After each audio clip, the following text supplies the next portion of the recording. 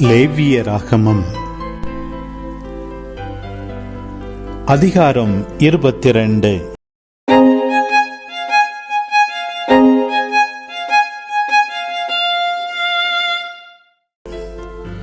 ஆண்டவர் மோசேயிடம் கூறியது: இஸ்ரவேல் மக்கள் எனக்கு நேர்ச்சையாக செலுத்தும் தூய பொருள்களால் ஆரோனும் அவன் பிள்ளைகளும் என் பெயரை இழிவுபடுத்தாதபடி எச்சரிக்கையாயிருக்க வேண்டுமென்று அவர்களிடம் கூறு.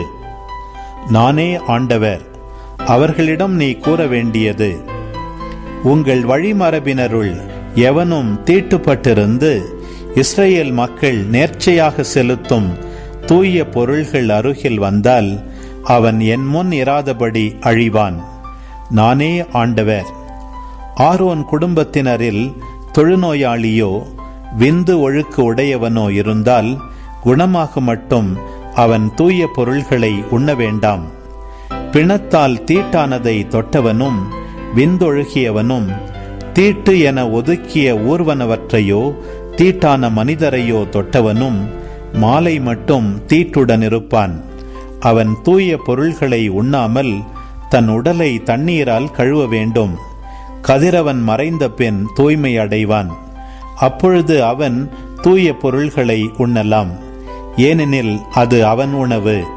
தானாய் செத்ததையும் பீறி கிழிக்கப்பட்டதையும் அவன் உண்டு தீட்டாக வேண்டாம். நானே ஆண்டவர். எனவே தூய்மையானதை தீட்டாக்குவதால் தங்கள் மேல் பாவத்தை சுமத்தி கொண்டு சாகாதவாறு நான் ஒப்படைத்தவற்றை அவர்கள் காப்பார்களாக. நானே அவர்களை தூயோராக்கும் ஆண்டவர். வேற்றினத்தார் எவரும் தூய பொருள்களை உண்ண வேண்டாம். குரு வீட்டிலுள்ள விருந்தினரும் கூலிக்காக வேலை செய்பவரும் தூய பொருளை உண்ண வேண்டாம். குருவின் பணம் கொடுத்து வாங்கிய அடிமையும் அவன் வீட்டில் பிறந்தவனும் குருவின் உணவை உண்ணலாம். குருவின் மணமுடித்த மகள் தூய பொருள்களை உண்ண வேண்டாம். குருவின் குழந்தைகளற்ற கைம்பெண் அல்லது மணவிலக்கு பெற்றவளான மகள் திரும்பி வந்து இளமையிலிருந்து தன் தந்தையோடு வாழ்ந்தது போல வாழ்ந்தாளாயின் தந்தையின் உணவில் பங்கு பெறலாம். ஆனால் பொதுநிலையர் எவரும் அதை உண்ணலாகாது. தூய பொருளை அறியாமல் உண்பவர் அப்பொருளின் விலையில் 1/5 பங்கை கூடுதலாக கொடுத்து தூய பொருளுடன் குருவுக்கு கொடுக்க வேண்டும். ஆண்டவருக்கு இஸ்ரவேலர் நேர்ச்சையாக அளிக்கும் புனித பொருள்களை குருக்கள் இழிவுக்கு உள்ளாக்க கூடாது. அப்புனித பொருள்களை உண்டு இழிவுக்கு உள்ளாக்குவதால் அவர்கள் தண்டம் செலுத்தும் குற்றப்பழிக்கு ஆளாவர். ஏனெனில் நானே அவர்களை தூய்மையாக்கும் ஆண்டவர்.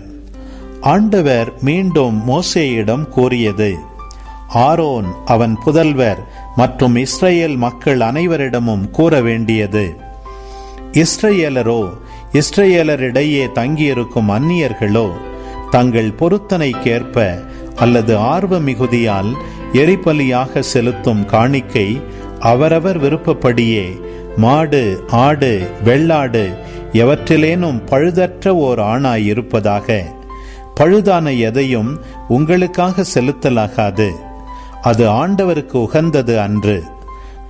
சிறப்பு பொருத்தனையோ தன்னார்வ காணிக்கையோ மாடுகளில் அல்லது ஆடுகளில் நல்லுறவு பலியாக செலுத்தினால் அது ஏற்கத்தக்கதாக அமைய மாசுமறு அற்றதாய் இருத்தல் வேண்டும்.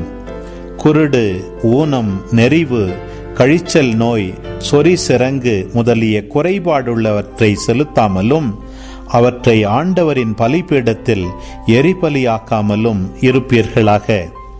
உறுப்பு ஒழுங்கற்ற ஆடோ மாடோ மகிழ்வு பலி ஆகலாம், ஆனால் அது பொருத்தனைக்கு ஏற்றதன்று. விதை நசுங்கினதையும் நொறுங்கினதையும் காயம்பட்டதையும் விதை அடிக்கப்பட்டதையும் ஆண்டவருக்கு நீங்கள் காணிக்கை ஆக்காமலும் உங்கள் நாட்டில் பலியிடாமலும் இருப்பீர்களாக. வேற்றின மக்களிடமிருந்து இத்தகையவற்றை வாங்கி உங்கள் கடவுளுக்கு உணவு படையலாக செலுத்தாதீர். அவற்றில் கேடும் பழுதும் உள்ளன. அவை உங்கள் சார்பாக ஏற்றுக்கொள்ளப்பட மாட்டா. ஆண்டவர் மோசேயிடம் கூறியது: ஒரு கன்று, செம்மறி அல்லது வெள்ளாட்டுக்குட்டி பிறந்தால் 7 நாள் அளவும் தன் தாயிடம் அது இருக்கட்டும். 8ஆம் நாளிலிருந்து அது ஆண்டவருக்குரிய எரிபலியாக செலுத்தப்படும். இது விரும்பத்தக்கது.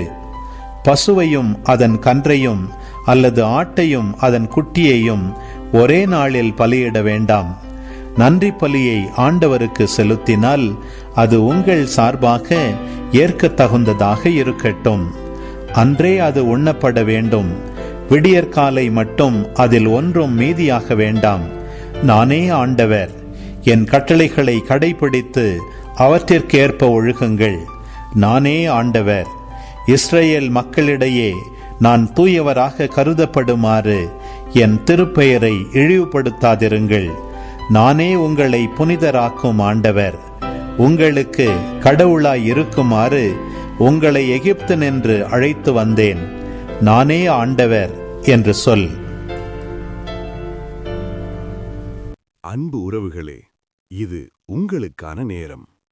இக்காணொளியில் ஒலி வடிவில் லேவியர் 22ஆம் அதிகாரத்தை முழுமையாக பார்த்தும் கேட்டும் ஜெபித்தும் இருப்பீர்கள். இன்றைய இறைவார்த்தையின் அடிப்படையிலான கேள்வி: குருவின் பணம் கொடுத்து வாங்கிய அடிமையும் அவன் வீட்டில் பிறந்தவனும் குருவின் எதை உண்ணலாம்? பதில்களை கமெண்ட்ஸில் பதிவு செய்யவும். இதுபோன்ற வீடியோக்களை தொடர்ந்து காண இந்த வலைதளத்தை சப்ஸ்கிரைப் செய்யவும். மேலும் லைக் கொடுத்து எங்களை ஊக்கப்படுத்தவும். இப்பதிவுகளை மற்றவரோடு பகிர்ந்து ஷேர் செய்து நாளும் திருவிவிலியத்தின் ஒரு அதிகாரத்தை வாசிக்கவும், கேட்கவும், பார்க்கவும் நீங்கள் உதவிடலாம். மீண்டும் அடுத்த காணொளியில் சந்திப்போம். இந்த நாள் இனிய நாளாய் அமையட்டும். இறைவன் உங்களை ஆசீர்வதிக்கட்டும்.